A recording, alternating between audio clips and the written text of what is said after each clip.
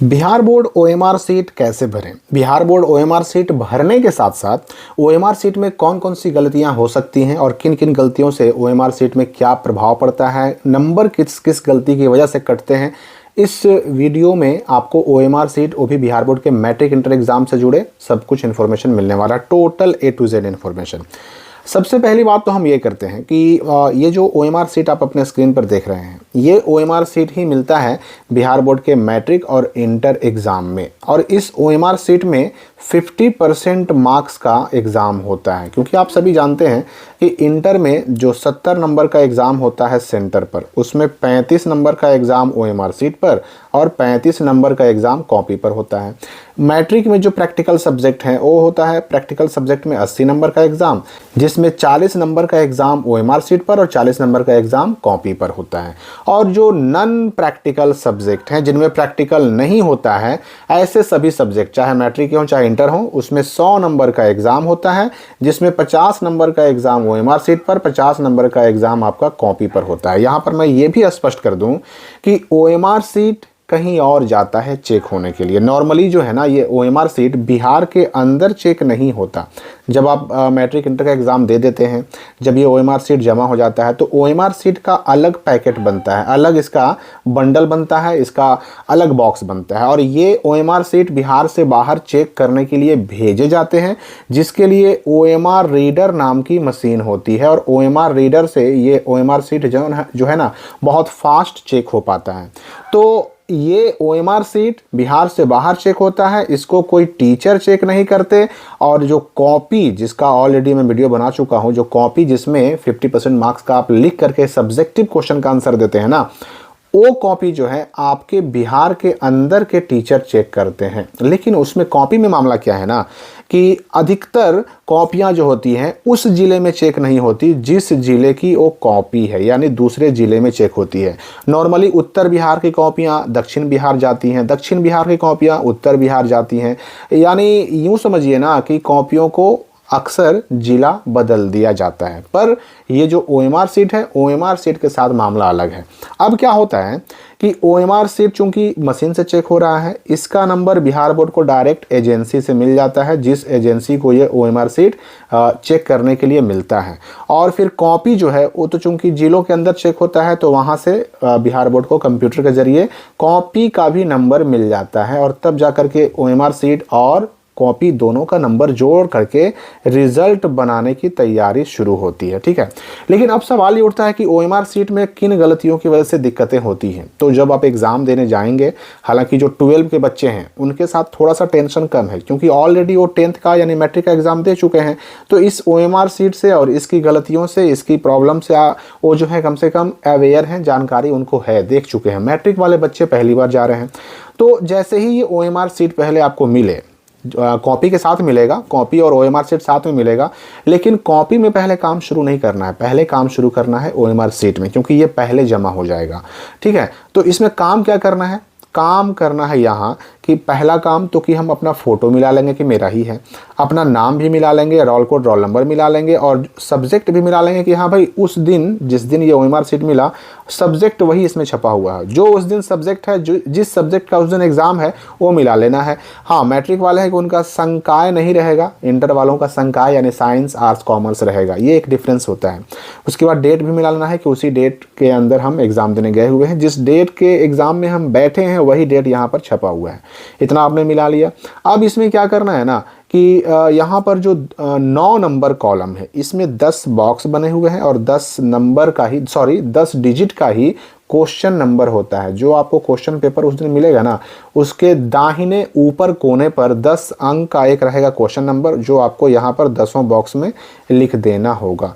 और उसके बाद आगे का जो कॉलम है 10वां, इसमें परीक्षा केंद्र का नाम लिखना है। तो परीक्षा केंद्र का नाम अपने एडमिट कार्ड पर देख लीजिए, और एडमिट कार्ड पे जो छपा हुआ परीक्षा केंद्र का नाम वही सेम टू सेम यहाँ पर आपको कैपिटल लेटर में लिख देना है।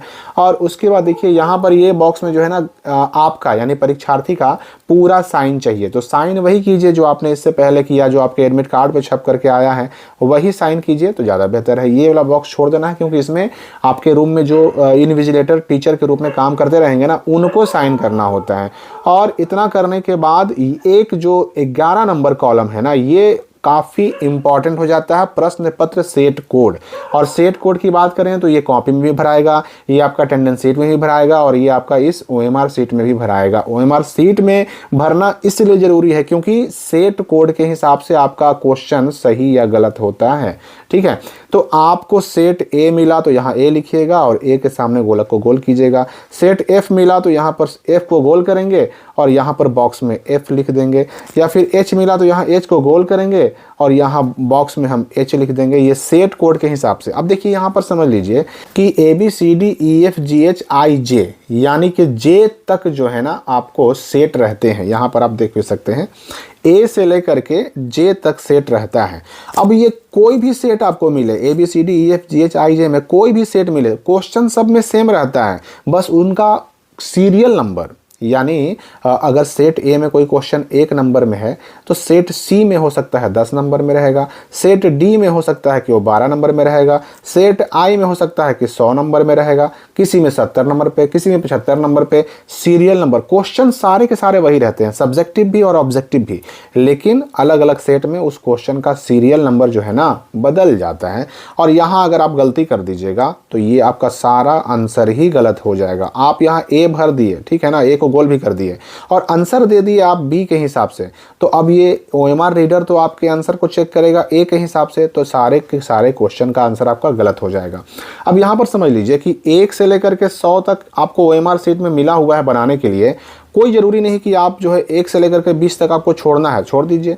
आप जो है 41 से लेकर 60 तक बनाइए, 61 से लेकर 80 तक बनाइए या 81 से लेकर 100 तक बनाइए, कहीं भी बना सकते हैं। 1 से लेकर के 100 के बीच में कोई भी क्वेश्चन आप बना सकते हैं, कोई भी छोड़ सकते हैं, क्योंकि आपका भले ही 100 क्वेश्चन रहेगा नॉन प्रैक्टिकल सब्जेक्ट में, 100 में जवाब तो 50 ना देना है।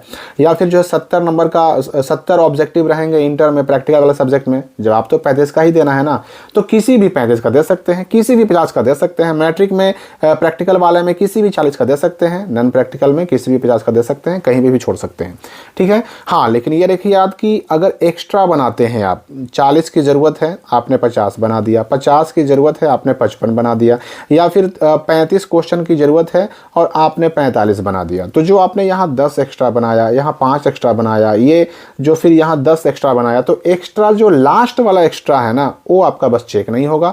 शुरू में जितने वांटेड हैं, जितने की ज़रूरत है, जितना आपसे मांगा गया है जवाब, उतना आपका चेक होगा, उसके बाद वाले एक्स्ट्रा चेक ही नहीं होंगे। तो जब चेक ही नहीं होंगे तो सही या गलत से कोई फ़ायदा, कोई फ़र्क पड़ने वाला नहीं है।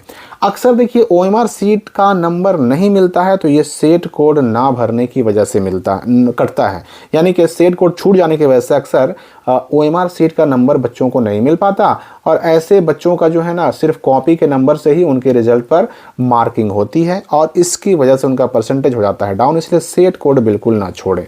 हालांकि एक और व्यवस्था अब बिहार बोर्ड ने अपना ली है एब्सेंटी सीट की। एब्सेंटी सीट में अब जो है ना सेट कोड अलग से भरवा कर भेजा जाता है, उसका वीडियो मैं फिर कभी बनाऊंगा आगे, ताकि आप एब्सेंटी सीट के बारे में भी जान सकें। अब यहाँ पर समझ लीजिए कि क्वेश्चन का आंसर सही देने का तरीका क्या है। देखिए, अगर क्वेश्चन नंबर मान लीजिए 5 बनाना है, 5 में अगर बी सही है तो बी को पूरा आपको गोल करना है, ठीक है ना। अब यहाँ पर होता क्या है, कोई बच्चा पूछता है कि हम बी को गोल कर रहे हैं, बगल में सी में सट गया, कोई दिक्कत नहीं है, उस पर चढ़ना नहीं चाहिए। अगर चढ़ गया तो फिर आपका ये आंसर इनवैलिड माना जाएगा। और अगर ये आंसर इनवैलिड माना गया तो इसकी वजह से ये पूरा का पूरा OMR शीट रद्द नहीं होगा, सिर्फ इसका नंबर नहीं मिलेगा, ठीक है ना। या फिर मान लेते हैं कि हमने किसी एक बॉक्स में गोल रंगा, ठीक है, 9 नंबर में मान लीजिए कि हमने गोल रंगा और किसी एक और ऑप्शन में हल्का सा निशान लग गया, तो ऐसे केस में भी बस यही होगा कि इस क्वेश्चन का नंबर नहीं मिलेगा, बाकी जो भी आपका सही है उसका नंबर मिलेगा। पूरा का पूरा OMR शीट ऐसे में रिजेक्ट नहीं होता है। और ये याद रखिए कि अगर आप एक आंसर दे देते हैं, ठीक है ना, अब इसको मिटाने का प्रयास करते हैं, खुरचने का, नाखून से खुरचने का प्रयास करते हैं और उसके बाद फिर दूसरा आंसर भी दे देते हैं, तो ऐसे केस में भी आपको इस सवाल का जवाब नहीं मिलेगा और इसकी वजह से भी आपका ये पूरा का पूरा OMR शीट रद्द नहीं होगा। ये सारी चीज़ें जो है ना, OMR शीट रद्द नहीं होती, हाँ बस इतना ही होता है कि उस क्वेश्चन का आंसर नहीं मिलता जिसमें आपने ये गलती की है। और एडमिट कार्ड में आपका स्पष्ट लिखा हुआ है कि OMR शीट में ना तो ब्लेड का इस्तेमाल करना है, ना ही इसमें इरेजर का इस्तेमाल करना है, ना ही इसको नाखून से खुरचना है, ना ही इसको गंदा करना है, ना ही इसको मोड़ना है। तो इन सब चीज़ों का ध्यान भी रखना है ताकि आपका OMR सीट रिजेक्ट ना हो सके। देखिए OMR सीट कोई आदमी चेक नहीं करता, इसको करता है चेक मशीन। और जब मशीन चेक करता है तो ये अगर गंदा रहेगा तो भी मशीन इसको एक्सेप्ट ना कर सकती है, या अगर मुड़ा हुआ रहा तो भी मशीन इसको हो सकता है कि एक्सेप्ट ना करे। ऐसे केस में बच्चे को हो जाता है नुकसान, OMR सीट में जो नंबर उसको मिलना चाहिए वो नहीं मिल पाता है, ये सारी चीज़ें होती हैं। तो पहले आपको OMR सीट में आंसर दे देना है, और जब इसमें आप मान लेते हैं कि 30 मिनट में ही आपने आंसर दे दिया, आपका 20 मिनट में ही हो गया, बचे हुए समय का इस्तेमाल कीजिए और कॉपी में आंसर लिखना शुरू कर दीजिए। आपको कॉपी के लिए, सब्जेक्टिव के लिए भरपूर टाइम मिल जाएगा। तो ऑब्जेक्टिव में जितना कम समय लीजिएगा ना, उतना फ़ायदा होगा आपको सब्जेक्टिव में।